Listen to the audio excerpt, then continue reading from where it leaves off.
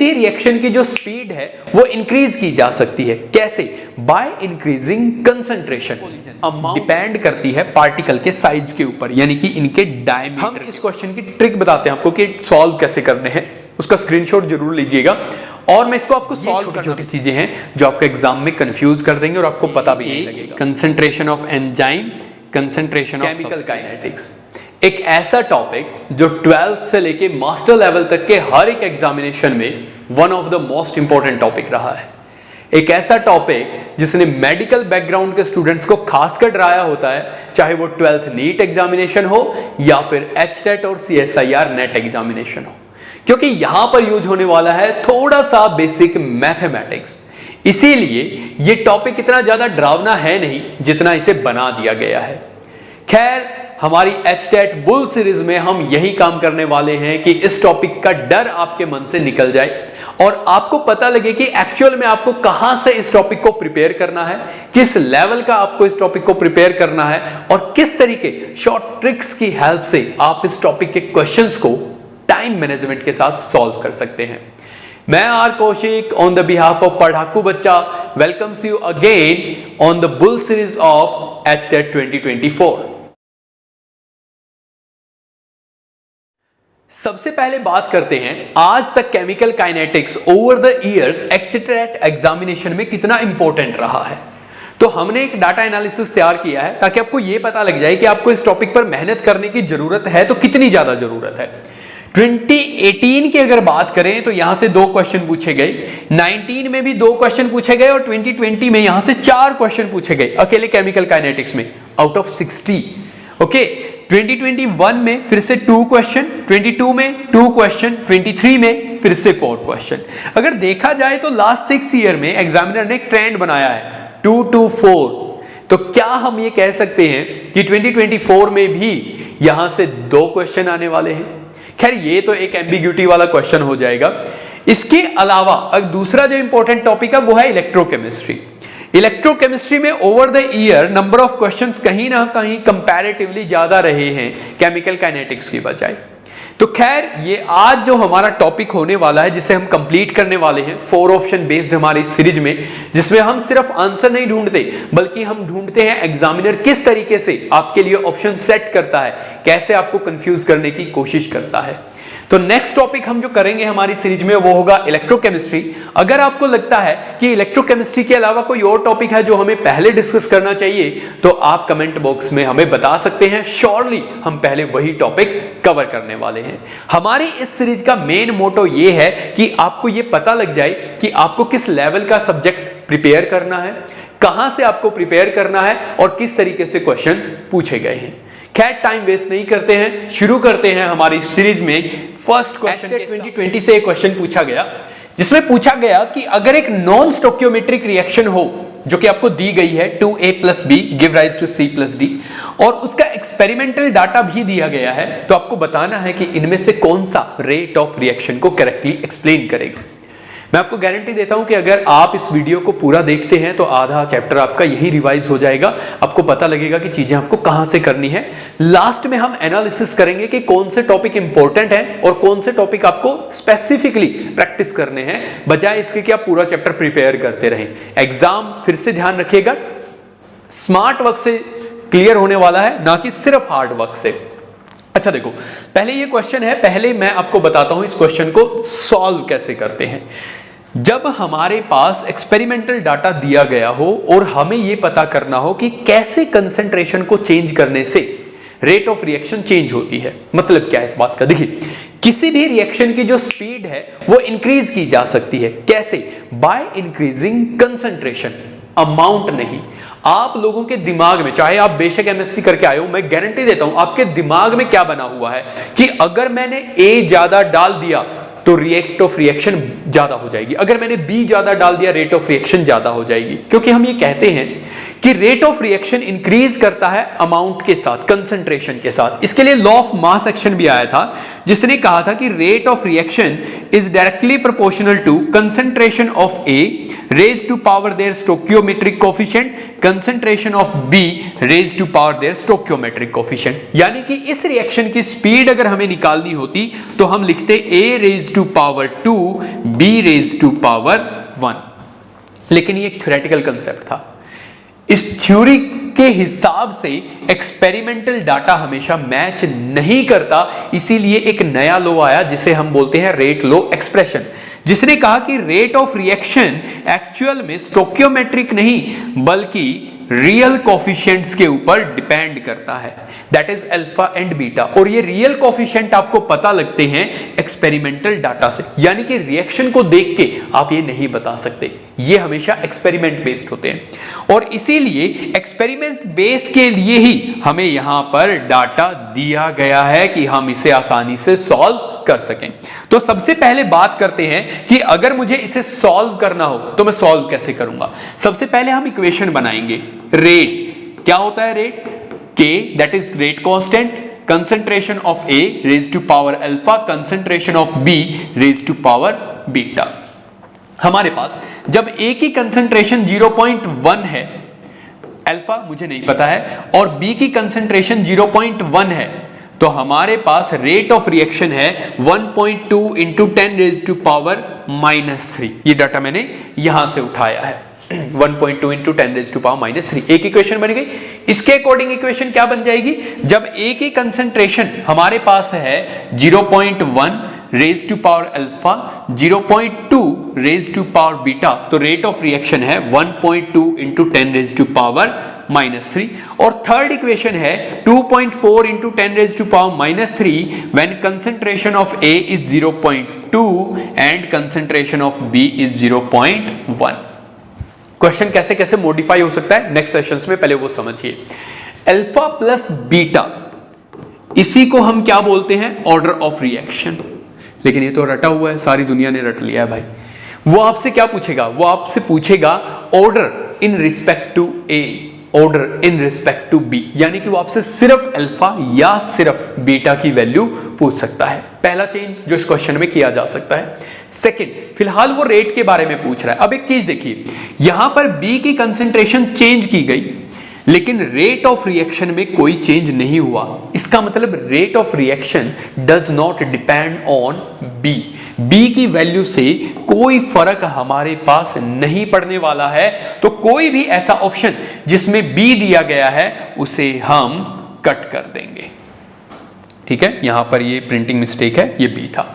तो कोई भी ऐसी वैल्यू जिसमें B दिया गया उसे कट कर दीजिए and the answer will be B, option B, that is dC by dt is equal to K raised to power concentration of A।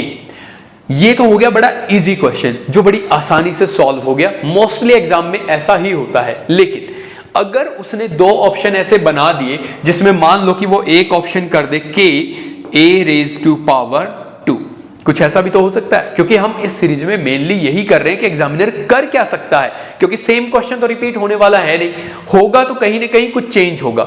D option क्यों बनाया गया था? ये ऑप्शन बनाया गया था लॉ ऑफ मास एक्शन के अकॉर्डिंग, कि अगर कोई ऐसा स्टूडेंट है जो प्रिपेयर नहीं करके आया है तो उसे लगेगा A की स्टोकियोमेट्रिक कोफिशिएंट 2 है, B का 1 है, तो इस पे टिक कर देता हूं। तो ये ऑप्शन गलत है। दूसरा, हमें अब ये कैसे पता चलेगा कि K A raise to power 1 होगा या K A raise to power 2, 3 या 4, कुछ भी कैसे होगा? अब हमें A के चेंज को स्टडी करना है। तो देखिए हमारे पास क्या है, यह है इक्वेशन 3 और यह है इक्वेशन 1। हम इन दोनों को कंपेयर करते हैं। अगर मैं इक्वेशन 1 को 3 से डिवाइड कर देता हूं तो मेरे पास क्या हो जाएगा, 1.2 into 10 raise to power -3 divided by 2.4 into 10 raise to power -3। ये हो जाएगा 0.1 और ये हो जाएगा 0.2 रेज टू पावर अल्फा, और ये हो जाएगा 0.1 divided by 0.1 raise to power beta. अब देखो ये तो कैंसल आउट हो गया, 0.1 से 0.1 क्या हो जाएगा, कैंसल आउट। हमें इक्वेशन ऐसी लेनी है जिसमें सिर्फ एक ही कंसंट्रेशन वेरी की गई हो। जैसे यहां पर 1 और 3 के अंदर एक ही कंसंट्रेशन में चेंज किया गया है, बी में कोई चेंज नहीं है, यानी कि रिएक्शन की स्पीड में जो भी चेंज होगा वो एक ही वजह से होगा। तो यहां पर ये हो गया 1/2 और ये हो जाएगा 1/2 रेज टू पावर अल्फा। ठीक है। अब अल्फा की क्या वैल्यू रखूं कि ये दोनों चीजें एक दूसरे के बराबर हो जाएं? तो definitely the value of alpha will be 1। अगर ये 1 होगा तो 1 की पावर 1, 2 की पावर 1 भी क्या हो जाएगा ये, यानी कि ये दोनों चीजें सेम हो जाएंगी। इट मींस कि जो रेट ऑफ रिएक्शन है वो ए की किस पावर पर डिपेंड करता है? 1 पावर पर डिपेंड करता है। तो आपको ये सॉल्व करना जरूर आना चाहिए, लेकिन मोस्ट ऑफ द टाइम ऐसा होता है कि ये ऑप्शन बेस्ड क्वेश्चन होते हैं। एक बार ऑप्शन जरूर चेक करिएगा, एक बार जरूर ये देखिएगा कि कौन सा ऐसा ऑप्शन है जिसमें कंसंट्रेशन चेंज करने पर भी रेट ऑफ रिएक्शन चेंज नहीं हो रही है, उसे कट कर दीजिएगा। आपके 2 ऑप्शन तो श्योरली कट हो जाएंगे, जैसे इस क्वेश्चन में आपके 3 ऑप्शन ही कट हो गए और डायरेक्टली आपको आंसर मिल गया। क्लियर? तो ये था हमारे पास फर्स्ट क्वेश्चन। मूव करते हैं नेक्स्ट क्वेश्चन के ऊपर आते हैं। इस तरीके के क्वेश्चन बहुत ज्यादा रिपीट होते हैं, बहुत ज्यादा। यही क्वेश्चन है जो बार बार रिपीट हो रहा है, तो इन क्वेश्चंस की प्रैक्टिस आपको अच्छे से करनी है। सेम क्वेश्चन आपके पास आया है 2020 और 2021 में, लगातार 2 साल बिल्कुल डिट्टो क्वेश्चन आपसे पूछा गया, कुछ भी चेंज नहीं किया गया, ऑप्शन थोड़े बहुत आगे पीछे थे। हम इस क्वेश्चन की ट्रिक बताते हैं आपको कि सॉल्व कैसे करने हैं, उसका स्क्रीनशॉट जरूर लीजिएगा और मैं इसको आपको सॉल्व करना भी सिखाता हूं। देखिए, 75% of first order reaction was found to be completed in 32 minutes. When will 50% of the same reaction will complete? अब मेरे एक स्टूडेंट बताता हूं, एमएससी पास आउट स्टूडेंट, उसने कैसे सॉल्व किया इसे। उस एग्जाम में उसने केमिकल काइनेटिक्स छोड़ा हुआ था, वो ऑर्गेनिक स्पेशलाइजेशन से था, तो उसने कहा कि सर मैं कर लूंगा, अगर आएगा तो तुक्का मार लूंगा, वरना मैं बहुत ज्यादा प्रैक्टिस नहीं कर रहा। लेकिन ये बहुत आसान टॉपिक है, प्लीज ध्यान से समझने की कोशिश करिए, यहां से आपका क्वेश्चन सॉल्व होगा। और ऑप्शन भी देखिए उसको मिल गया। उसने कहा 75% सर कंप्लीट होता है 32 मिनट में, 1% कंप्लीट हो जाएगा डिवाइडेड बाय 75 और 50% कंप्लीट हो जाएगा मल्टीप्लाई बाय 50, यानी कि ये उसने कैंसिल कर दिया 25 से और ये हो गया 64/3, 21.3। उसने कहा सर मुझे ये सॉल्व करने के बाद मिला, मुझे लगा थोड़ा बहुत कुछ और फॉर्मूला होगा, तो मैंने ए के ऊपर टिक कर दिया। हो गया, हो गई गड़बड़, यहीं पर कहानी खत्म हो गई। ये ऐसे काम नहीं करता है। केमिकल काइनेटिक्स एक डिफरेंट फिनोमिनन है, एक डिफरेंट प्रोसेस है, वो नॉर्मल मैथमेटिक्स की तरह ऐसे काम नहीं कर रहा है। यहां पर कुछ डिफरेंट रूल्स हैं जिन्हें हमें फॉलो करना है। तो अब सबसे पहले बात करते हैं कि अगर इस तरीके के क्वेश्चन आते हैं तो हम उसे सॉल्व कैसे करेंगे। देखिए, किसी भी क्वेश्चन को सॉल्व करने के लिए आपको एक स्पेसिफिक डाटा चाहिए होता है। हमारे पास फर्स्ट ऑर्डर के लिए रेट इक्वेशन है K is equal to 2.303 by T log A nought by A। मैं वैल्यूज बता देता हूं आपको, मैं क्या रिप्रेजेंटेशन करता हूं। T है टाइम, K है रेट कांस्टेंट, A है इनिशियल कंसंट्रेशन और A नोट है इनिशियल कंसंट्रेशन और A है फाइनल कंसंट्रेशन। मतलब कि जो बचा हुआ है, अमाउंट जो बर्तन में बची हुई है, 100 में से जो भी बचा हुआ है उसके बारे में हम बात कर रहे हैं। अब देखिए 50% के लिए टी हाफ आपको निकालना है। 50% जब भी आए इसका मतलब क्या है, टी हाफ, यानी कि आधी अमाउंट कितनी देर में खत्म हो जाएगी, इसे क्या बोलते हैं, टी हाफ या फिर हाफ लाइफ टाइम, ये से बोला जाता है। ओके, तो अब इन 2 वर्ड्स का तो सबको पता है, इसीलिए वो कंफ्यूज करने के लिए कुछ इस तरीके से चीजें देता है। इसका फॉर्मूला क्या होता है, वैसे तो 0.693 अपॉन K, लेकिन आपको तो K की वैल्यू ही नहीं पता है। अब मैं आपको इसको सॉल्व करने का तरीका बताता हूं। हमारे पास एक इक्वेशन है, K की वैल्यू हम निकालेंगे, K is equal to 2.303 T की वैल्यू कितनी दी है, 32 मिनट, log A नोट कितना है 100 डिवाइडेड बाय A कितना है 75% फाउंड टू बी कंप्लीटेड, 75% खत्म हो गया, बचा कितना है 25।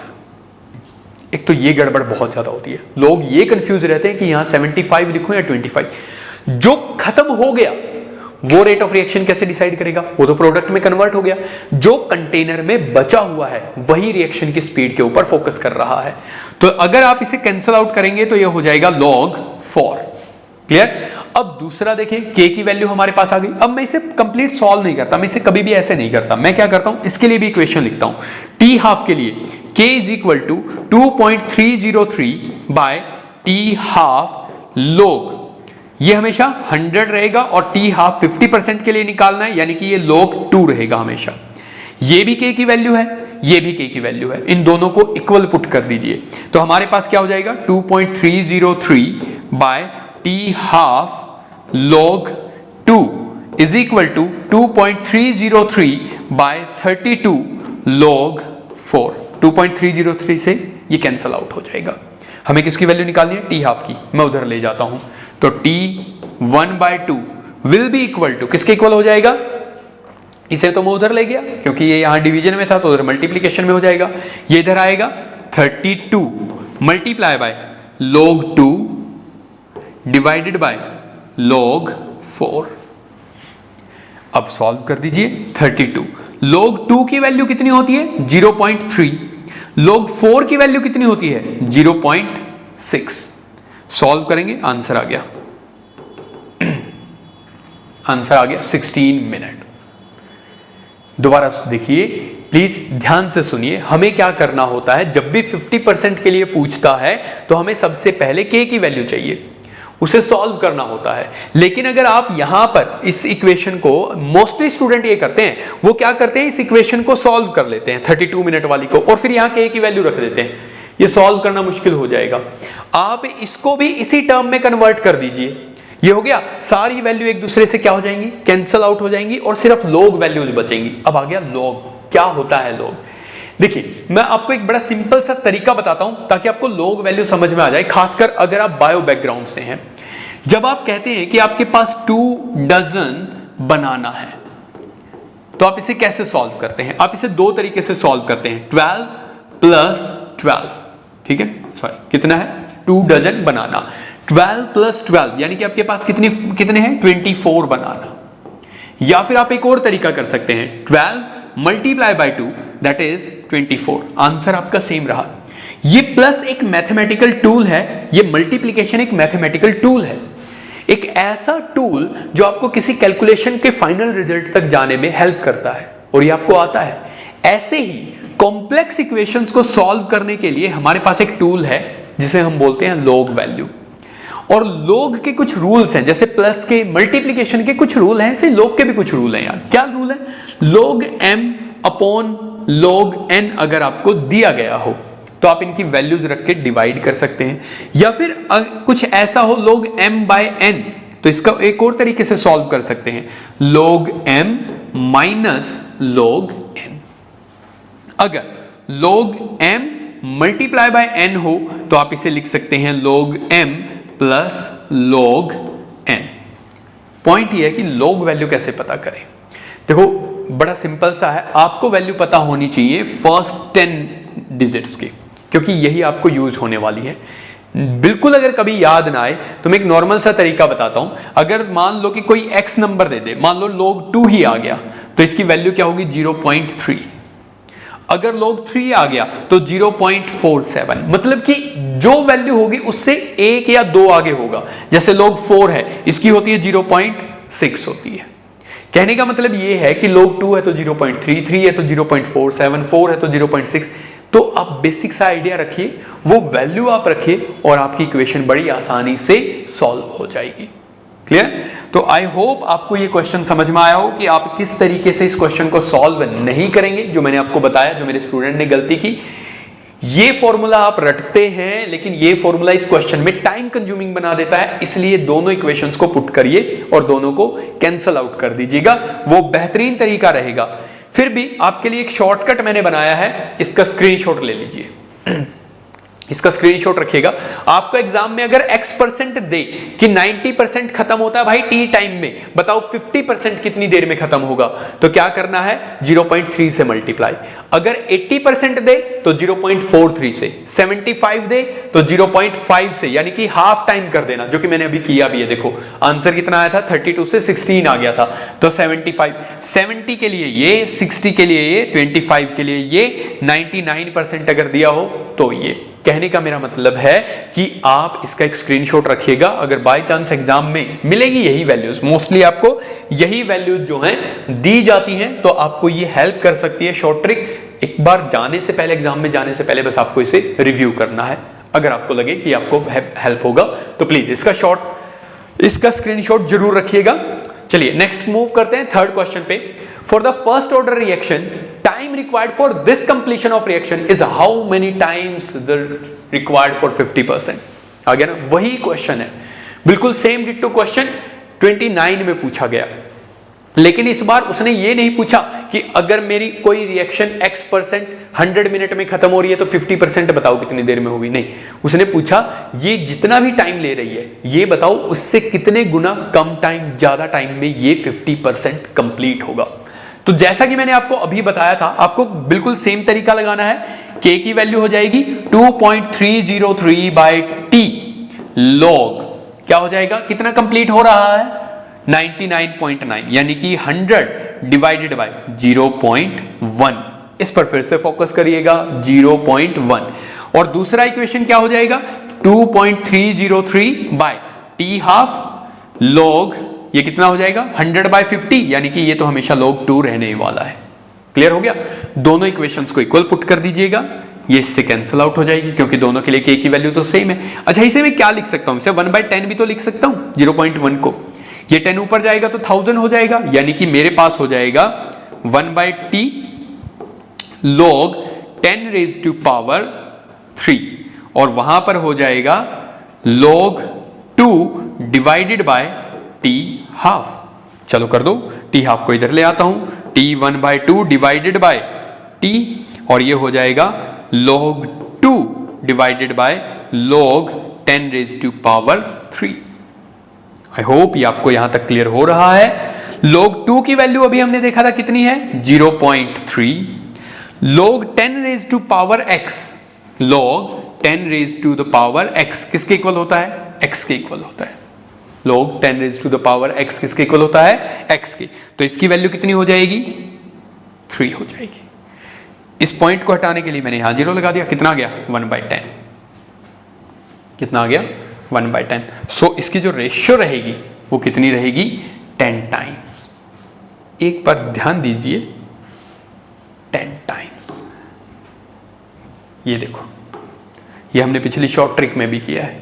तो हमारे पास इस तरीके से, मतलब कि वो ये कह रहा है कि 99.9% कंप्लीट हो जाता है। आपने कोई रिएक्शन शुरू किया और 99.9% कंप्लीट होता है टी टाइम में, तो बताओ 50% कंप्लीट होने के लिए कितना टाइम लगेगा।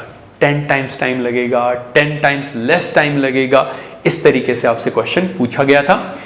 50 टाइम्स उसने लिखा एक जगह पर उसने लिखा 2.5 टाइम्स। अब देखिए कुछ लोग वही तरीका अपनाते हैं कि भाई 99% कंप्लीट हो रहा है तो 50% कंप्लीट होने में ऑलमोस्ट आधा टाइम लगेगा, लेकिन 99.9 है तो यार आधे से थोड़ा ज्यादा लगता होगा, तो ज्यादातर लोगों गए डी ऑप्शन के लिए। लेकिन वो गलत हो गया और एग्जैक्टली आपके पास आंसर क्या है 10 टाइम्स। ऐसा क्यों है? ऐसा इसलिए है कि जब कंसंट्रेशन ज्यादा होती है तो रिएक्शन की स्पीड भी ज्यादा होती है, और जब कंसंट्रेशन कम होगी तो रिएक्शन की स्पीड भी कम हो जाएगी। That's why there are different answers and that's why there are these integrated equations which gives us the correct answer. Clear? चलिए नेक्स्ट क्वेश्चन पर आते हैं। नेक्स्ट क्वेश्चन है हमारे पास, बहुत ही अच्छा क्वेश्चन है, एक ऐसा क्वेश्चन जो आपको आंखें खोल देगा कि भाई इतनी इजी टॉपिक से इतना अच्छा क्वेश्चन कैसे डिजाइन कर दिया। देखो रेट ऑफ रिएक्शन दी गई है, एग्जैक्टली अगर इसे लिखें तो रेट दिया गया है, rate is equal to P Z A B E raise to power minus E A upon R T. ये हमारे पास एक इक्वेशन दी गई है। इसमें वो पूछ रहा है कि पी क्या है। पहले तो ये समझ लिए कि ये है क्या। ये कंसेप्ट है हमारा कोलिजन थ्योरी से। कोलिजन थ्योरी क्या कहता है? कोलिजन थ्योरी कहता है कि कभी भी किसी भी रिएक्टेंट को प्रोडक्ट में कन्वर्ट होने के लिए पहले पार्टिकल्स को आपस में कोलाइड करना पड़ेगा। जब ये कोलाइड करेंगे उसके बाद ही अपने आप को प्रोडक्ट में कन्वर्ट कर, और नंबर ऑफ पार्टिकल्स जो कोलाइड करते हैं उसी को हम मोलिकुलैरिटी भी बोलते हैं। लेकिन यहां पर एक बहुत अच्छी चीज आती है।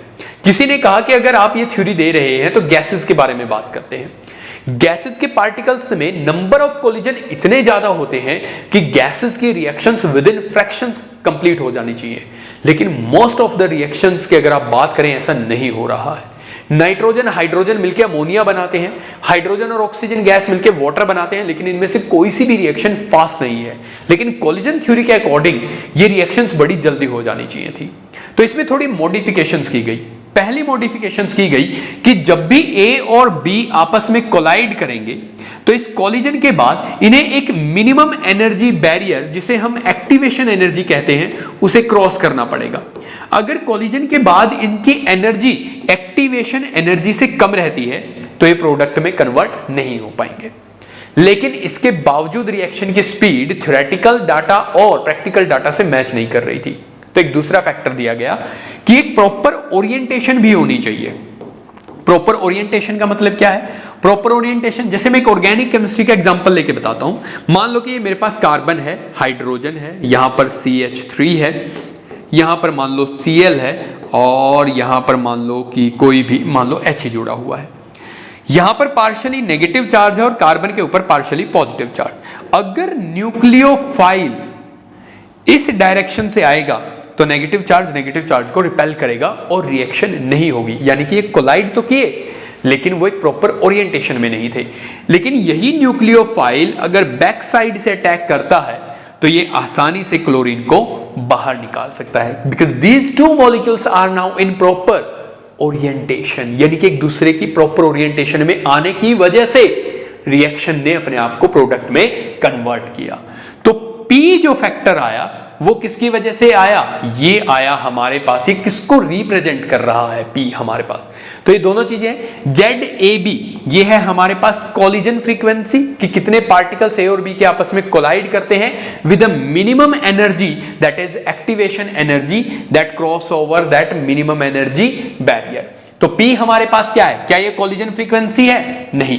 क्या ये स्टीरिक फैक्टर है या प्रेशर है? नहीं, P यहां पर प्रेशर नहीं है। क्या ये एक्टिवेशन एनर्जी है? नहीं, EA हमारे पास एक्टिवेशन एनर्जी है। तो P एक्चुअल में है हमारे पास ओरिएंटेशन फैक्टर या फिर आप कहिए स्टीरिक फैक्टर। तो ये एक बहुत इंपॉर्टेंट कंसेप्ट था जो हमारे पास आता है कोलिजन थ्योरी से। अब इसमें अगली बार क्वेश्चन अगर पूछा गया तो क्या क्वेश्चन इससे पूछा जा सकता है? मैं इसमें आपको कुछ और बेसिक चीजें ऐड करना चाहूंगा जो आपको जरूर ध्यान रखनी चाहिए। अर्हीनियस ने हमारे पास कहा K is equal to AE minus EA upon RT। इसे हम बोलते हैं Arrhenius equation. This is known as Arrhenius equation. और A को बोला जाता है अर्हीनियस कांस्टेंट, जो कि बेसिकली इन दोनों फैक्टर्स का रिजल्टेंट है। यानी कि ओरिएंटेशन फैक्टर और कोलिजन फ्रीक्वेंसी दोनों का जो हमारे पास रिजल्ट आया वो हमारे पास क्या आया? A। सबसे इंपॉर्टेंट चीज जो आपको यहां पर नोट करनी चाहिए वो ये, units of A and K are same. पहली बात ये आपसे पूछा जा सकता है कहीं पर भी। K जो कि एक रेट कांस्टेंट है जिसकी यूनिट से आप ऑर्डर ऑफ रिएक्शन बताते हैं, तो K और A इन दोनों की यूनिट्स जो हैं वो दोनों सेम होती हैं। दूसरा, A and EA are known as Arrhenius parameter. Arrhenius parameter याद रखिएगा, A अर्हीनियस कांस्टेंट है और A और EA अगर इन दोनों की हम बात करें तो इन्हें हम क्या बोलते हैं? अर्हीनियस पैरामीटर। ये छोटी छोटी चीजें हैं जो आपको एग्जाम में कंफ्यूज कर देंगे और आपको पता भी नहीं लगेगा। यूनिट्स A और K की हमेशा सेम होंगी। A और EA जो है वो अर्हीनियस पैरामीटर हैं। अगर आपको लगता है कि आपको कोलिजन थ्योरी कंप्लीटली आती है तो मैं एक प्रैक्टिस के लिए क्वेश्चन अभी डाल देता हूं, और ये क्वेश्चन अगर आपको एग्जैक्टली समझ में आ रहा है तो समझिए कि आप अच्छे से कोलिजन थ्योरी पढ़ रहे हैं। मेरे हिसाब से हमने कहा कि K जो है यानी कि रेट कांस्टेंट की वैल्यू किसके इक्वल होती है? AE raise to power EA upon RT। EA क्या है? एक्टिवेशन एनर्जी, यानी कि किसी भी रिएक्टेंट को प्रोडक्ट में कन्वर्ट होने के लिए जो मिनिमम एनर्जी चाहिए यह है थ्रेशोल्ड एनर्जी, और जो एक्स्ट्रा अमाउंट ऑफ एनर्जी चाहिए यह है एक्टिवेशन एनर्जी। तो ये हमारे पास इक्वेशन आ गई। हियर A क्या है? अब आप क्या रट के बैठे हैं? A इज अर्हीनियस फैक्टर, मैंने बता दिया ए अर्हीनियस पैरामीटर का हिस्सा होता है, तो अगर वो ऑप्शन में होता तो आप वो टिक करते। अब यहां पर कलेश देखो क्या है, इंथैल्पी ऑफ रिएक्शन, चलो मान लो कट कर देंगे। एक्टिवेशन एनर्जी मान लिया कट कर देंगे, हो सकता है कोई कंफ्यूज हो जाए, ए से एक्टिवेशन है, ए से ये है, तो शायद कोई टिक कर दे। फ्री एनर्जी ऑफ अर्हीनियस इक्वेशन, हाँ भैया अर्हीनियस इक्वेशन है ये, तो जरूर कुछ ना कुछ इसी से रिलेटेड होगा, एग्जामिनर ने डिफिकल्ट बनाया होगा, एचटेट एग्जामिनेशन है हमारा। रेट कांस्टेंट एट इनफाइनाइट, नहीं नहीं नहीं यार, रेट कांस्टेंट तो के है। 99% लोग सी के ऊपर टिक करेंगे, चाहे आप कितने भी समझदार बने। लेकिन अगर मैं आपसे क्वेश्चन पूछता हूं और मैं आपको कहता कि यहां पर आप कमेंट में मुझे बताइए, तो मैं गारंटी देता हूं 99% सी पर टिक करते। क्यों? थोड़ा अच्छा सा लग रहा है, ऑप्शन मिलता जुलता भी लग रहा है। रियलिटी क्या है? रियलिटी है कि आप साइंटिस्ट की तरह साइंस को देखते हैं या थ्योरी की तरह पढ़े जा रहे हैं।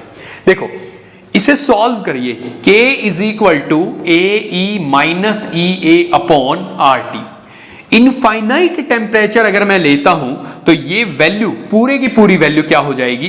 1 हो जाएगी। अगर आप किसी को इन्फिनिटी से डिवाइड करेंगे तो उसकी वैल्यू कितनी हो जाएगी? 1। और k किसके इक्वल हो जाएगा? a के इक्वल हो जाएगा। यानी कि रेट कांस्टेंट और a की वैल्यू सेम हो जाती है अगर आप कहां पर हो? इनफाइनाइट टेम्परेचर पर। इसीलिए मैं कह रहा था कि रेट कांस्टेंट और a की जो यूनिट्स हैं वो क्या रहती हैं? सेम रहती हैं। वो आपने बात सिर्फ सुन ली, समझी नहीं, उसका ये मतलब है।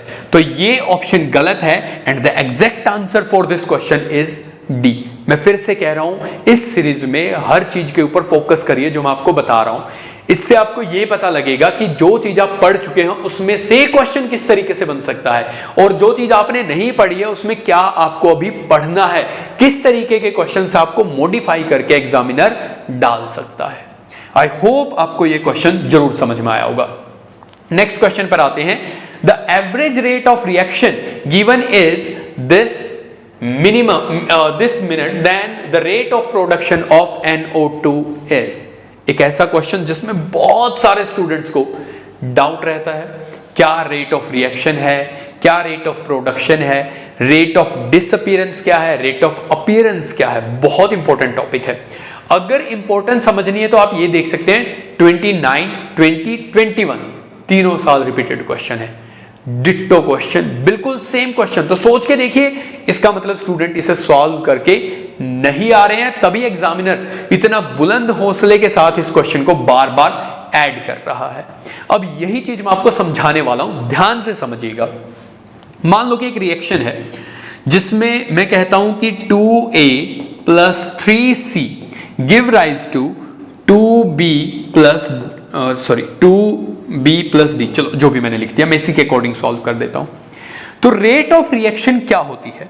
रेट ऑफ रिएक्शन होती है कि कितनी देर में A का 1 मोल खत्म हो जाए, कितनी देर में C का 1 मोल खत्म हो जाए, यानी कि change in concentration of A with respect to time, change in concentration of C with respect to time, change in concentration of B with respect to time and change in concentration of D with respect to time। इसमें आप बहुत सी चीजें गलत पढ़े हुए हैं, please ध्यान से सुनिएगा।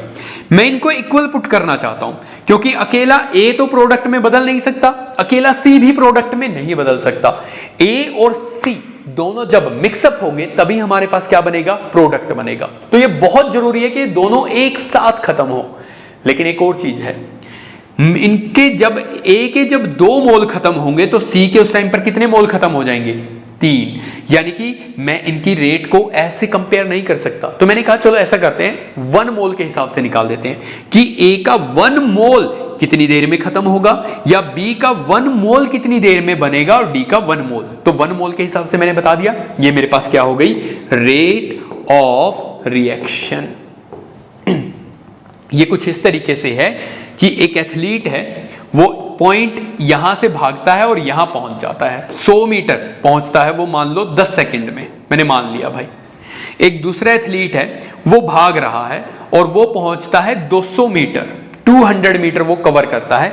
वो कितनी देर में कवर करता है? 15 सेकंड में। आप बता सकते हैं कौन सा तेज भाग रहा है? आप ऐसे नहीं बता सकते। आप क्या कहेंगे कि ये भागता है 100 मीटर, तो 10 से डिवाइड करेंगे, यानी कि ये भाग रहा है 10 मीटर 1 सेकंड में। यूनिट कर दिया ना 1 सेकेंड, टाइम कॉमन कर दिया। यहां पर ये 200 भाग रहा है 15 में, तो यहां पर भी आपने आंसर निकाल दिया। तो ये आंसर ज्यादा आ रहा है इन कंपैरिजन टू दिस, इसलिए ये विनर होगा। बिल्कुल सेम चीज आपने की, अलग अलग अमाउंट चेंज हो रही थी और आपने उन सभी को किस में कन्वर्ट कर दिया, सिंगल वन अमाउंट में, यानी कि 1 मोल के हिसाब से।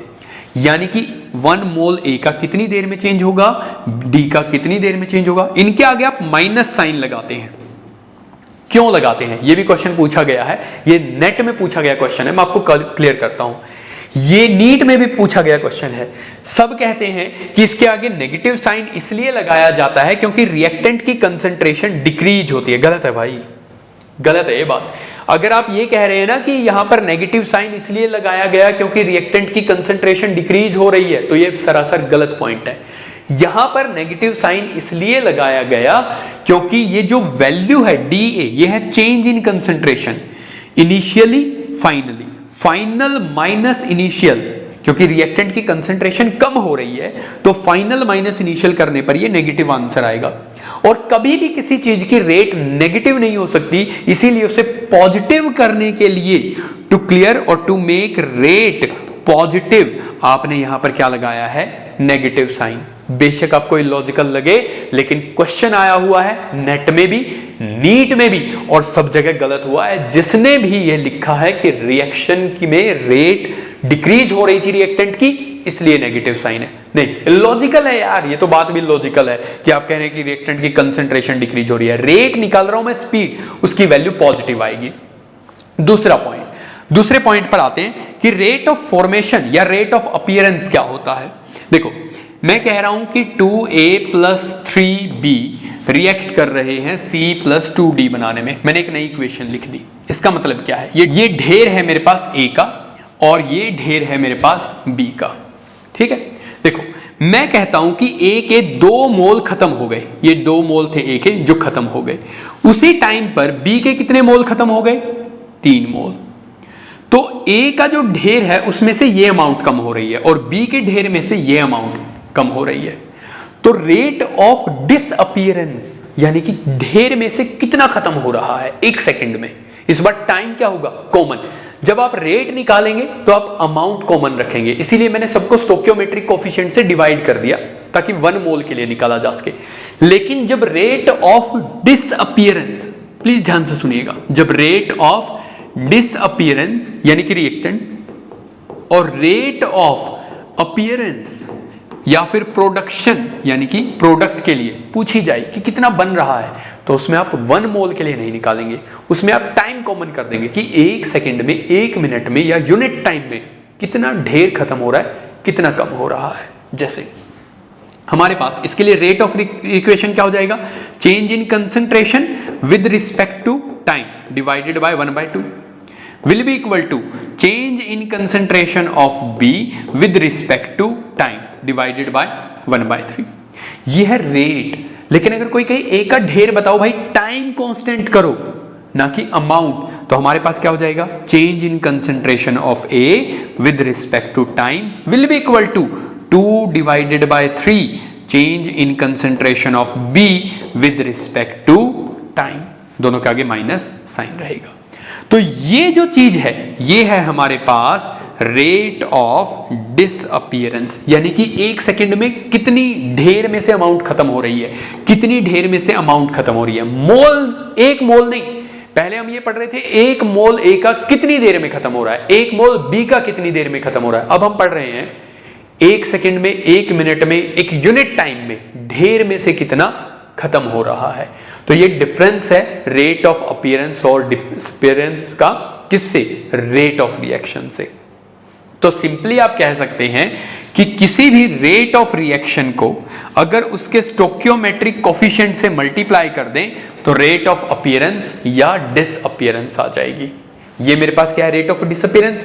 ये रेट थी ना, ये रेट ऑफ रिएक्शन थी, मैंने इसको क्या किया, इसके स्टोइकियोमेट्रिक कोफिशिएंट से मल्टीप्लाई कर दिया, तो ये क्या बन गई, रेट ऑफ डिसअपियरेंस, क्योंकि रिएक्टेंट था, प्रोडक्ट होता तो क्या बन जाता, अपीयरेंस बन जाता। तो अब आते हैं अपने क्वेश्चन के ऊपर। हमारे पास क्वेश्चन क्या दिया गया है, क्वेश्चन दिया गया है कुछ इस तरीके से, और हमारे पास इक्वेशन दी गई है। इक्वेशन लिख देते हैं, ये है हमारे पास N2O5, अगर इसे डीकंपोज करते हैं तो ये हमारे पास बनाएगा नाइट्रोजन डाइऑक्साइड और ऑक्सीजन गैस। अगर इसे बैलेंस करें तो ये हो जाएगा 2 and 4। अब इस इक्वेशन के अकॉर्डिंग हमारे पास क्या हो जाएगा, change in concentration of N2O5 with respect to time, तो रेट ऑफ रिएक्शन क्या हो जाएगा, divided by 2 will be equal to 1/4 change in concentration of NO2 with respect to time will be equal to change in concentration of oxygen with respect to time। खैर oxygen की हमें जरूरत ही नहीं है।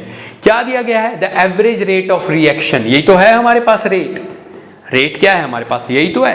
तो ये मानो या ये मानो, तो रेट दिया गया है और हमें निकालना है रेट ऑफ प्रोडक्शन, यानी कि 4 को मल्टीप्लाई कर देंगे, तो रेट 4 को इधर लेके आएंगे, 4 will be equal to rate of appearance of nitrogen dioxide.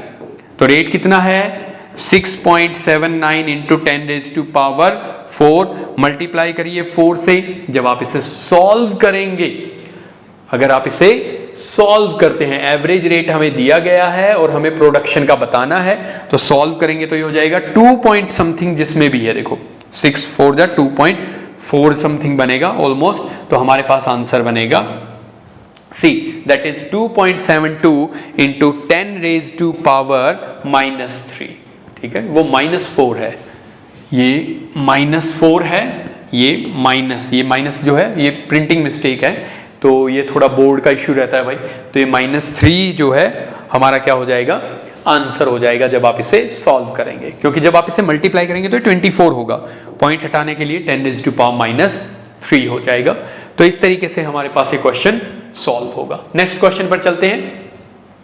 Next question है हमारे पास, the half life period of chromium is 10 year, how long will it take for 99% of chromium to disintegrate. बहुत जबरदस्त question है।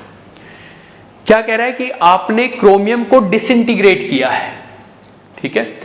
Disintegration का मतलब है radio active decay करना, एंड आई होप कि आपको रेडियो एक्टिव डिके का रूल पता होगा कि रेडियो एक्टिव डिके जो है वो हमेशा एक फर्स्ट ऑर्डर रिएक्शन होती है।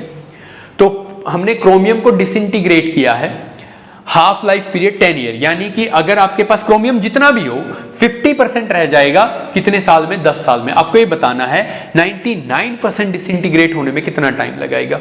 बिल्कुल सेम क्वेश्चन है जैसा हमने सेकंड और थर्ड क्वेश्चन एक तरीके से किया था, उसी तरीके से इस बार उसने बस क्या कर दिया है, हाफ लाइफ दे दिया है और बाकी अमाउंट के लिए आपसे पूछ रहा है। तो रूल वही रहेगा, K is equal to 2.303/T log A0/A। ये मुझे कैसे पता चला कि फॉर्मूला यही आएगा, मैंने अभी आपको बताया, ये एक रेडियो एक्टिव डिसइंटीग्रेशन है और रेडियो एक्टिव डिसइंटीग्रेशन हमेशा फर्स्ट ऑर्डर रिएक्शन होते हैं।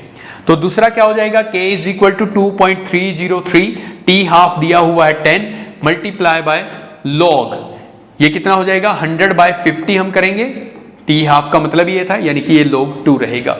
दोनों इक्वेशंस को इक्वल पुट कर देंगे, ये एक दूसरे से कैंसिल आउट हो जाएगा। तो हमारे पास क्या बचा, 1/T log A0 की वैल्यू कितनी है 100। फाइनल अब आपसे मैं उम्मीद करता हूं कितना, how much it will take to disintegrate 99%, यानी कि बचा कितना हुआ है 1। तो ये किसके इक्वल हो जाएगा 1/10 log 2। आपको बस ये सॉल्व करना है। जब आप इसे सॉल्व करेंगे log ये हो जाएगा, देखिए मैं आपको सॉल्व करता हूं, log 10⁻² हो जाएगा ये, और ये हो जाएगा 1/10 log 2 की वैल्यू कितनी है 0.3 log 2 ये हो जाएगा 1/T log 2 की वैल्यू क्या हो जाएगी 2। मैंने अभी बताया था log 10⁻x किसके इक्वल होता है, x के इक्वल। बस इसे आपको सॉल्व करना है। जब आप इसे सॉल्व करेंगे तो आपके पास आंसर आ जाएगा यहां से, and that will be around 66.66। Okay, ये होगा 20/0.3। जब आप इसे सॉल्व करेंगे तो होगा 20/0.3 और 200/3 दैट इज 66.6, यानी कि आपका आंसर था B, that is the correct answer for this equation. Numerical portion है, इसमें ज्यादातर ऑप्शंस में बहुत कंफ्यूजन क्रिएट नहीं की जाती। ये कुछ इस तरीके से ऑप्शन सेट किए गए हैं कि अगर आप लॉग वैल्यूज को गलत सॉल्व कर दें, इसको कुछ और ले लें, इसको कुछ और ले लें, तब आपके पास इनमें से कोई ना कोई आंसर आपका मैच कर जाएगा। एक ही कुछ इस तरीके से दिया गया है कि भाई 50% 10 साल में खत्म हो रहा है, तो 100% कितने में खत्म हो जाएगा? 20 में खत्म हो जाएगा यार, 30 लगा जाएगा क्योंकि 99 है। तो कई बार लोग इस पे चले जाते हैं, ऐसा मत करिएगा, ये मैं आपको बहुत बार एक्सप्लेन कर चुका हूं। इसके लिए एक शॉर्ट ट्रिक और देखते हैं। अगर ऐसा क्वेश्चन आ जाए तो उसके लिए शॉर्ट ट्रिक मैं आपको एक और बताने वाला हूं कि इसको कैसे सॉल्व करिएगा। देखिए 50% हाफ लाइफ टाइम का मतलब क्या होता है? 50%। 100 से 50 आने में जितना टाइम आपको लगेगा उतना ही टाइम आपको 50 से 25 जाने में भी लगेगा, और 25 से 12.5 जाने में भी आपको उतना ही टाइम लगेगा। यही खास बात है हाफ लाइफ टाइम पीरियड के लिए। अब इसके लिए एक शॉर्ट ट्रिक है हमारे पास। अब देखते हैं शॉर्ट ट्रिक को यूज कैसे करना। देखो 50% अगर x ईयर में कम हो रहा है तो 75% कितने में खत्म होगा? 2x में। 87.5% कितने में होगा? 3x में। यानी कि अगर 50% खत्म होने में 10 साल लग रहे हैं तो 75% खत्म होने में 20 साल लग जाएंगे। 87 में 30, 93 में 40, 96 में 50। तो ये इक्वेशन है, वही 99.99% खत्म होने में कितना टाइम लग जाएगा? 10 टाइम्स लग जाएगा। एक तो इसका स्क्रीनशॉट जरूर रखिएगा आपको अगर लगे, क्योंकि देखो 50 से नेक्स्ट 50% यानी कि 25। भाई ये पहले आपके पास 100 था ना, तो 100 से 50 आने में आपको लगे 10 साल। अब इसका 50 जाने में भी आपको 10 साल लगेंगे। इसका 50 कितना हो जाएगा? 25%। तो कितना खत्म कर दिया आपने? 75%। तो 75% खत्म होने में कितना लग गया? 2x। अब इसका 25 यानी कि 12.5% रहने में फिर से 10 साल लग जाएंगे, तो कितना हो गया? 87.5%। तो एक तो ये तरीका है कि आप उसका हाफ करके उसमें ऐड करते रहें, या फिर एक और हमारे पास शॉर्ट ट्रिक से देखते हैं। n की वैल्यू यानी कि जो बचा हुआ है 1, n नोट की वैल्यू कितनी है? 100। 1/2 रेज टू पावर t की वैल्यू कितनी है? t मुझे निकालना है। t हाफ की वैल्यू कितनी है? 10। 100 को मैं इस तरफ ले आता हूं। 1/100 is equal to 1/2 raise to power t/10। दोनों तरफ लोग वैल्यू ले लेते हैं। लोग 10 रेज टू पावर -2, इसे मैंने लिख दिया 10 रेज टू पावर -2, और ये हो जाएगा log 1/2 base 10 raise to power 10। इसे सॉल्व करेंगे तो ये कितना आ जाएगा? -2। अभी मैंने बताया था log 10 raise to power -x किसके इक्वल हो जाएगा? -x के, यानी कि x के इक्वल हो जाएगा अगर x है तो। इसे क्या करेंगे? ये t/10 तो आगे आ जाएगा, और ये हो जाएगा log 1/2। लो हो गया सॉल्व। क्या हो गया हमारे पास? ये हो गया -2 इज इक्वल टू t/10, और log 1/2 की वैल्यू क्या हो जाएगी? log m minus n। तो ये हो जाएगा log 1 माइनस log 2। जब आप इसे सॉल्व करेंगे तो हो गया -2 t/10। log 1 की वैल्यू क्या हो जाएगी? 0। और log 2 की वैल्यू कितनी हो जाएगी? 0.3। तो -0.3 आ गया। t को सॉल्व करेंगे तो आपके पास यहां से आंसर निकल आएगा, दैट विल बी 66.66। वही 20/0.3 ये हो जाएगा आपके पास। तो सेम आंसर आपके पास आएगा। चाहे तो ये डायरेक्ट फॉर्मूला यूज कर लीजिएगा, अगर आपको ये फॉर्मूला पता है तो ठीक है, नहीं तो ये नोट करिएगा। ये बेसिकली आपका रेडियो एक्टिविटी और केमिकल काइनेटिक्स को इंटरलिंक किया गया है। तो जब आपको ये दिया जाए कि 50% इतनी देर में खत्म हो जाता है, x% बताओ कितनी देर में खत्म होगा, तो एक तो तरीका ये है, ठीक है, लेकिन ये लंबा तरीका है, आसान है, लेकिन पेपर में टाइम लगेगा, टाइम कंज्यूमिंग है। ये इजीली होगा अगर आपको बेसिक मैथमेटिक्स आता है, लोग की बेसिक 5 से 7 वैल्यू अगर आपको पता है तो ये बहुत टाइम बचाने वाला है। इसकी प्रैक्टिस जरूर करिएगा। मैंने प्रैक्टिस शीट में इसमें 1-2 क्वेश्चन ऐड भी किया है ताकि आप ऐसे क्वेश्चंस में पेपर के टाइम पे ज्यादा टाइम वेस्ट ना करें। नेक्स्ट क्वेश्चन पे चलते हैं। Which of the following expression is correct for the rate of reaction? बहुत सिंपल सा क्वेश्चन है यार। ये रेट ऑफ रिएक्शन दी गई है, इसके लिए एक्सप्रेशन लिखना है। क्या हो जाएगा? Concentration of Br raise to change in concentration of Br with respect to time 1/5 से मैं डिवाइड कर दूंगा, will be equal to change in concentration of BrO3 negative with respect to time, stoichiometric coefficient कोई नहीं है, minus sign आ जाएगा, change in concentration of H positive with respect to time divided by 1/6। कोई भी option ऐसा नहीं है जिसमें ब्रोमीन गैस और वाटर हो, तो मैं इसलिए उनके बारे में लिखूंगा भी नहीं, सिर्फ इन्हीं को इंटर रिलेट करूंगा। इंटर रिलेशनशिप दी गई है ब्रोमीन के केस में और हाइड्रोजन के केस में, तो मैं सिर्फ इन दोनों के ऊपर फोकस करूंगा और इस हिस्से को भी मैं हटा देता हूं। ये मैंने सिर्फ आपको ये दिखाने के लिए लिखा था कि ये दोनों इक्वेशंस जो हैं इंटरलिंक्ड हैं और बैलेंस्ड हैं। अब हर एक ऑप्शन में ब्रोमीन एक तरफ है और दूसरी तरफ स्टोइकियोमेट्रिक कोएफिशिएंट्स हैं, यानी कि मुझे इस टर्म को इंडिविजुअल करना है तो 5 को मैं उस तरफ लेके जाऊंगा, तो 5 यहां किस में आ जाएगा, मल्टीप्लिकेशन में। तो ढूंढिए एक ऐसा ऑप्शन जहां लिखा हुआ है change in concentration of bromine with respect to time will be 5/6 change in concentration of H positive with respect to time. अब आप ये कह सकते हैं कि सर ये तो रेट ऑफ रिएक्शन नहीं है, ये तो हमारे पास क्या बन गया है, ये हमारे पास बन गया है रेट ऑफ डिसअपीयरेंस। क्या हम इसे ऐसा कह सकते हैं? बिल्कुल। लेकिन रेट ऑफ डिसअपीयरेंस में इसे तब कहता जब ये वैल्यू मुझे दी गई हो और मैं इसे 5 से अकेले मल्टीप्लाई कर रहा हूं। अब भी ये रेट ऑफ डिसअपीयरेंस को रिप्रेजेंट कर रहा है, लेकिन यहां पर रेट ऑफ डिसअपीयरेंस और रेट ऑफ रिएक्शन दोनों इक्वलाइज हैं, सिर्फ एक टर्म में नहीं पूछा गया है। इसीलिए ये वाला ऑप्शन हमारे पास करेक्टली एक्सप्लेन करता है इस चीज को। क्लियर? चलिए नेक्स्ट क्वेश्चन पे आते हैं। क्वेश्चन नंबर 8 पर आते हैं। Which of the following is not an example of first order reaction? बहुत अच्छा क्वेश्चन है, थोड़ा सा समझने वाला क्वेश्चन है। देखिए, आप प्लीज मुझे कमेंट बॉक्स में अगर हो सके तो जल्दी से बताइए कि क्या है फर्स्ट ऑर्डर रिएक्शन। का मतलब है एक ऐसी रिएक्शन जिसकी स्पीड यानी कि जिसकी रेट सिर्फ डिपेंड करती है किसी भी रिएक्टेंट की 1 पावर के ऊपर।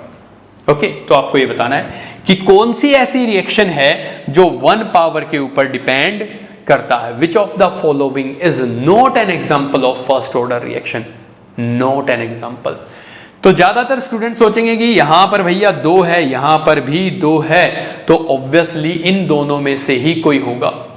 ये हमारे पास एक फर्स्ट ऑर्डर रिएक्शन है, क्या ये फर्स्ट ऑर्डर है, क्या ये है, क्या ये है? कैसे आइडेंटिफाई करते हैं? क्या आपको रिएक्शंस को रटना पड़ेगा? क्या आपको बहुत सारी रिएक्शंस याद करनी पड़ेंगी? मैं आपको एक सिंपल सा तरीका बता रहा हूं। देखिए, ये रिएक्शन, इसमें कैटालिस्ट दिया गया है। जिस रिएक्शन में कैटालिस्ट दे दिया जाए 99.99% चांस है कि वो जीरो ऑर्डर रिएक्शन होगी। क्यों? देखो, ये कुछ इस तरीके से है। मान लो शादी का मंडप है ना, वो कैटालिस्ट है। तो शादी के मंडप में दूल्हा दुल्हन आते हैं और शादी करते हैं।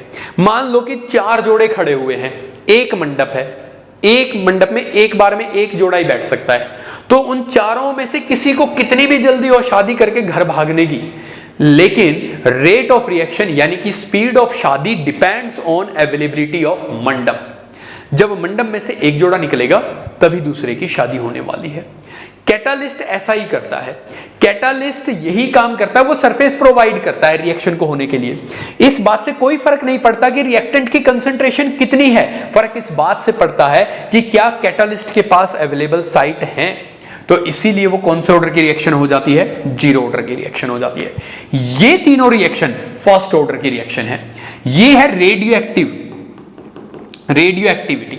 और मैंने अभी आपको बताया था रेडियो एक्टिविटी हमेशा किसका एग्जांपल होती है? फर्स्ट ऑर्डर का एग्जांपल होती है। इस रिएक्शन में देखने में लग रहा है कि ये सेकंड ऑर्डर की रिएक्शन है, लेकिन अगर इस रिएक्शन का मैकेनिज्म आप देखें, अगर मैं इस रिएक्शन का मैकेनिज्म लिखूं N2O5, सबसे पहले ये ब्रेक होता है हमारे पास नाइट्रोजन डाइऑक्साइड और नाइट्रोजन ट्राइऑक्साइड में, जो कि एक स्लो स्टेप होता है। उसके बाद फर्दर रिएक्शन प्रोसीड करती है इन दोनों के बीच में और हमारे पास फॉर्मेशन होती है nitrogen dioxide plus oxygen plus nitrous oxide. ये 3 चीजें हमारे पास बनती हैं। ये सेकंड स्टेप है। और थर्ड स्टेप में ये फिर से रिएक्शन करके हमारे पास अलग से हमारे पास प्रोडक्ट फॉर्मेशन करेंगे नाइट्रोजन डाइऑक्साइड। खैर डिटेल में नहीं जाते हैं। जो स्लो स्टेप है, जो रिएक्शन की स्पीड आइडेंटिफाई करता है, डिटेल फाइंड आउट करता है, उसमें देखिए सिर्फ कितनी पावर पर डिपेंड है, 1 पावर पर। यानी कि रेट ऑफ रिएक्शन किसके इक्वल होगा, K concentration of N2O5 raise to power 1। Clear? तो इसका मतलब ये भी हमारे पास बेशक यहां पर स्टोइकियोमेट्रिक कोफिशिएंट 2 लिखा हो, लेकिन उसके बावजूद ये हमारे पास फर्स्ट ऑर्डर रिएक्शन है। मैंने एक चीज ऑब्जर्व की है, नाइट्रोजन ऑक्साइड्स की, नाइट्रोजन के ऑक्साइड्स की 1-2 केमिकल रिएक्शन, प्रिपरेशन, फॉर्मेशन जरूर देखिएगा। नई एनसीईआरटी में नहीं मिलेगी, पुरानी एनसीईआरटी में पी ब्लॉक के अंदर आपको मिल जाएगी, या किसी रेफरेंस बुक में नीट में आपको जरूर मिल जाएगा। नाइट्रोजन ऑक्साइड्स की फॉर्मेशन ना मिले तो प्लीज आप ग्रुप में मैसेज करिएगा, मैं आपको डेफिनेटली शेयर कर दूंगा कि किस तरीके से आपको ये देखना है। और कहीं ना कहीं केमिकल काइनेटिक्स एक अच्छा टॉपिक है, एंड होपफुली हम इसके जल्दी ही वीडियो लेक्चर भी कंप्लीट रिलीज कर देंगे अगर टाइमली ये हो पाया तो। ओके, चलिए नेक्स्ट पॉइंट के ऊपर आते हैं, नेक्स्ट क्वेश्चन के ऊपर। From the kinetic theory of gases the number of bimolecular collision per second per unit volume among the molecules of species is given by।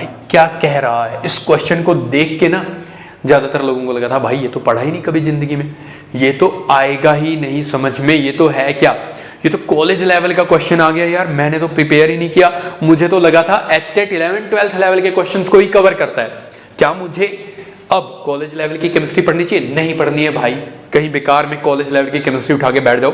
1 या 2 क्वेश्चन आए और मैं बता रहा हूं देखो किस तरीके से वो सॉल्व करने थे। बेसिक फंडा था। क्या लिखा हुआ है?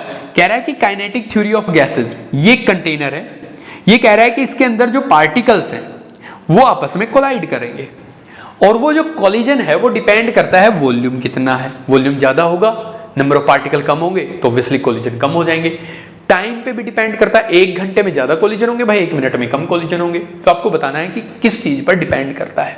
तो फ्रीक्वेंसी ऑफ कोलिजन डिपेंड करती है पार्टिकल के साइज के ऊपर, यानी कि इनके डायमीटर के ऊपर, कि इनका डायमीटर क्या है। तो उसका हम एवरेज लेते हैं। बड़े पार्टिकल्स हैं जल्दी अप्रोच कर रहे हैं, छोटे पार्टिकल्स हैं अलग तरीके से अप्रोच कर रहे हैं, वेलोसिटी पे, टेम्परेचर पर डिपेंड करेगा। इस डायमीटर को रिप्रेजेंट करते हैं आप सिग्मा से। ये रहा सिग्मा, ये रहा सिग्मा। एन क्या है? एन है नंबर ऑफ पार्टिकल्स। कितने पार्टिकल है? एक ही तरीके के पार्टिकल हैं, अलग अलग तरीके के पार्टिकल हैं। तो हमारे पास क्या दिया है? काइनेटिक थ्योरी ऑफ गैसेस, यानी कि एक ही गैस की बात हो रही है, तो यहां पर एन लिखा हुआ है। अगले एग्जाम में हो सकता है वो इसे कंफ्यूज करने के लिए Na Nb लिख दे, तो कंफ्यूज मत करिएगा, वो इसका मतलब नंबर ऑफ अलग अलग पार्टिकल हैं, 2 डिफरेंट गैसेस हैं। K होता है बोल्ट्जमैन कांस्टेंट, जो बेसिकली काइनेटिक एनर्जी के बारे में बात करता है। T है टेम्परेचर, क्योंकि टेम्परेचर बढ़ने से रेट ऑफ कोलिजन चेंज हो जाती है। और म्यू है रिड्यूस्ड मास, म्यू है हमारे पास reduced mass, that is m1 plus m2 divided by m1 m2।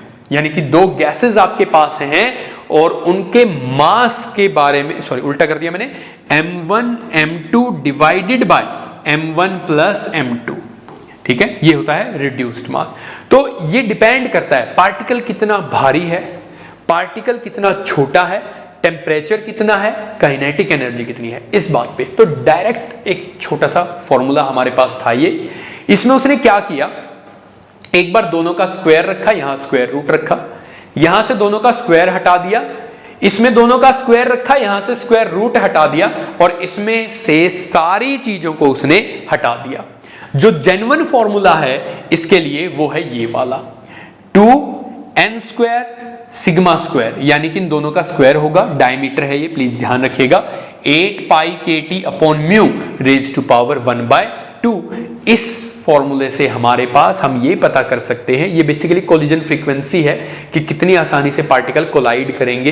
तो अब नॉर्मल कैसे याद रखेंगे, देखो म्यू, अब वैसे तो सब में ही फॉर्मूला सेम है, बस पावर हटाई गई है तो थोड़ा सा रटने वाला था, लेकिन अगर कहीं फॉर्मूला उल्टा नीचा हो जाए तो ध्यान रखिएगा। टेम्परेचर के कोलिजन डायरेक्टली प्रोपोर्शनल होता है, बोल्ट्जमैन कांस्टेंट के डायरेक्टली प्रोपोर्शनल होगा।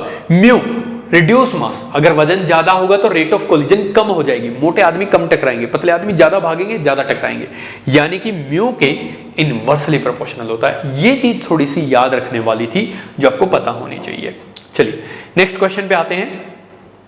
नेक्स्ट क्वेश्चन है हमारे पास, What is the concentration of enzyme substrate complex applying steady state approximation? एक और ऐसा क्वेश्चन 2022 में पूछा गया, एक और ऐसा क्वेश्चन जिसे देख के लगा था कि क्या मुझे एमएससी लेवल की केमिस्ट्री पढ़नी पड़ेगी? नहीं, स्टेडी स्टेट अप्रोक्सीमेशन बेसिक सा कंसेप्ट है। जब भी क्वेश्चन आएगा एंजाइम सबस्ट्रेट क्वेश्चन पे, एंजाइम सबस्ट्रेट कॉम्प्लेक्स पर ही आएगा। बेसिक माइकल मिकलिस रिएक्शन इक्वेशन के बारे में यहां पर ये आपको समझाने की कोशिश कर रहा है। क्या कहने की कोशिश कर रहा है? देखो, स्टेडी स्टेट अप्रोक्सीमेशन का मतलब क्या है? इस रिएक्शन में हम जितने भी रिएक्शन इंटरमीडिएट होते हैं, हम ये मान के चलते हैं कि उनकी कंसंट्रेशन फाइनली जीरो हो जाती है। ध्यान से सुनिए, स्टेडी स्टेट अप्रोक्सीमेशन, ध्यान से सुनिएगा। स्टेडी स्टेट अप्रोक्सीमेशन का मतलब है कि किसी भी रिएक्शन में रिएक्टेंट जब प्रोडक्ट में बदलता है तो बीच में बहुत सारी रिएक्शन इंटरमीडिएट बनते हैं, लेकिन फाइनली ये सारे रिएक्शन इंटरमीडिएट की जो कंसंट्रेशन है वो जीरो हो जाती है। तो हमारे पास एक इक्वेशन बनेगी। अगर हम इस पे स्टेडी स्टेट इक्वेशन लगाते हैं, स्टेडी स्टेट अप्रोक्सीमेशन अगर इस पर लगाते हैं, तो पहले रेट ऑफ रिएक्शंस हम लिख लेते हैं कि क्या क्या होगा। चेंज इन कंसंट्रेशन ऑफ के, concentration of E, concentration of S, ये हो गई हमारे पास पहली रेट ऑफ रिएक्शन के ए के लिए। अगर इनवर्स रिएक्शन के लिए देखें तो हमारे पास क्या हो जाएगा, minus K A dash concentration of enzyme substrate complex. और थर्ड इक्वेशन की अगर हम बात करें तो थर्ड इक्वेशन में हमारे पास बनेगा कंसंट्रेशन ऑफ के B, concentration of enzyme substrate complex, Kb will be equal to enzyme substrate complex। अब according to steady state approximation, जो कि मैंने अभी आपको बताया कि अगर आप स्टेडी स्टेट अप्रोक्सीमेशन लगाएंगे तो हम कहते हैं कि सभी रिएक्शन इंटरमीडिएट्स की कंसंट्रेशन जीरो हो जाएगी।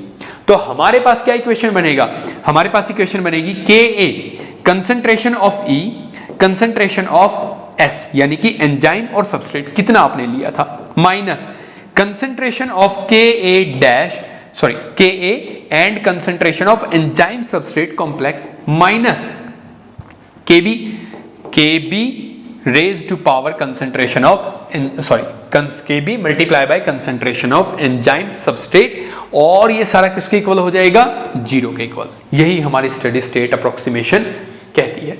अब इन दोनों में से ES को कॉमन ले लेते हैं तो क्या हो जाएगा, Ka enzyme concentration, substrate concentration. अगर ES एंजाइम सबस्ट्रेट को कॉमन ले लूंगा तो ये मेरे पास क्या बन जाएगा, Ka dash plus Kb। Okay, देखो माइनस साइन मैंने यहां रखा है तो यहां पर क्या हो जाएगा, प्लस।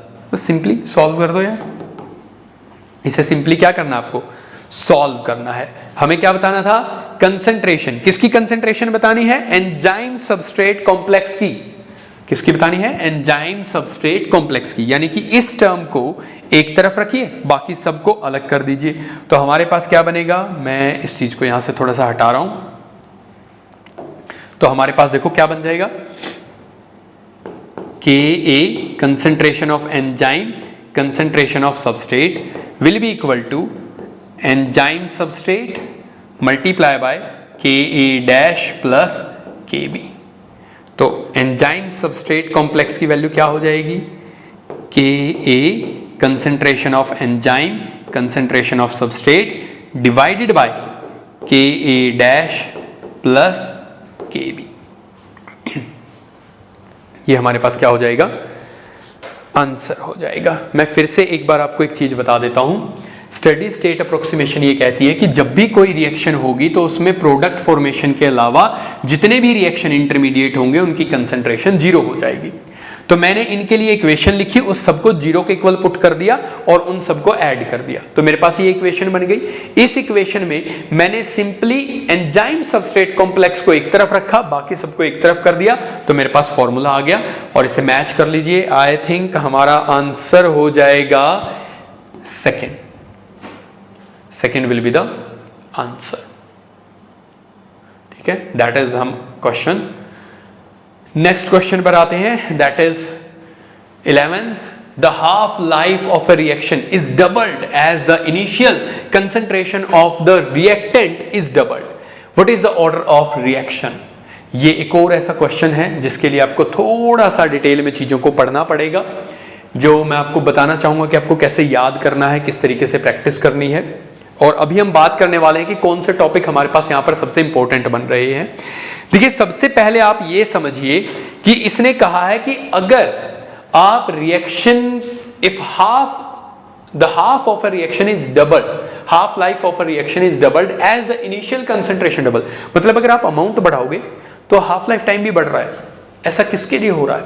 अगर आप फर्स्ट ऑर्डर के लिए बात करें, फर्स्ट ऑर्डर के लिए, तो वहां पर हमने पढ़ा था k is equal to 0.693 upon T half, ये हमारे पास फर्स्ट ऑर्डर के लिए है।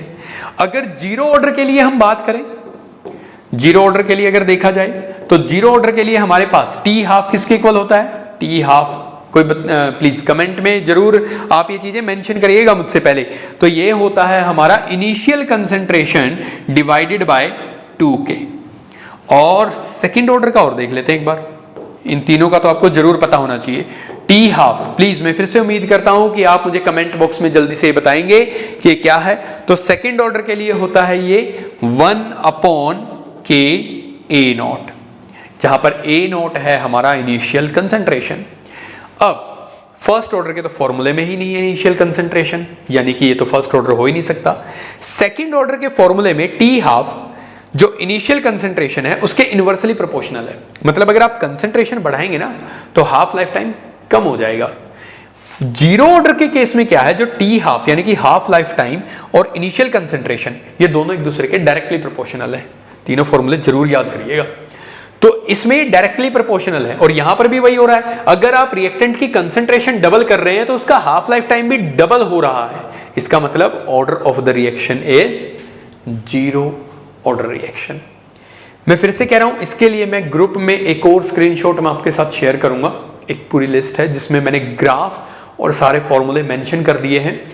एग्जाम से पहले बस वही आपको देखने हैं हाई लेवल के लिए, उसके लिए आपको बैचलर लेवल और मास्टर्स लेवल की केमिस्ट्री पढ़ने की जरूरत नहीं है। अगर ओवरऑल एनालिसिस की बात की जाए तो आपको सबसे पहले क्या पता होना चाहिए?